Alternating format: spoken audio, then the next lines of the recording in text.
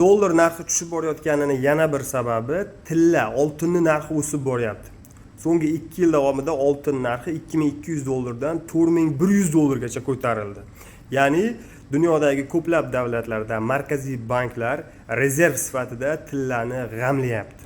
Ya'ni dollarga bo'lgan ishonch yo'qolib boryapti. Sababi dunyo iqtisodiyoti, xususan Amerikaning iqtisodiyoti ancha orqaga ketyapti. Chunki juda ko'p pulni Amerika urushlarga sarflayapti. Ichki ekonomikasini, iqtisodiyotini rivojlantirishdan ko'ra ko'proq urushlarga ko'proq pul sarflayapti. Natijada dollarga bo'lgan ishonch yo'qolyapti. Mana ko'ryapsizlar, Rossiyaga qilingan sanksiyalar sababli, demak, dollar orqali boshqa davlatlarni manipulyatsiya qilish, ularning imkoniyatini cheklash mumkinligini boshqa davlatlar ko'rdi. Natijada Xitoy, Braziliya, Hindiston va shu kabi yirik davlatlar, demak, dollarga kamroq qaram bo'lish maqsadida o'zaro ichki oldi-sotdilarda, ya'ni bir-birlari bilan oldi-sotdilarda dollardan boshqa valyutalar, ya'ni BRICS valyutasini joriy qilishmoqchi.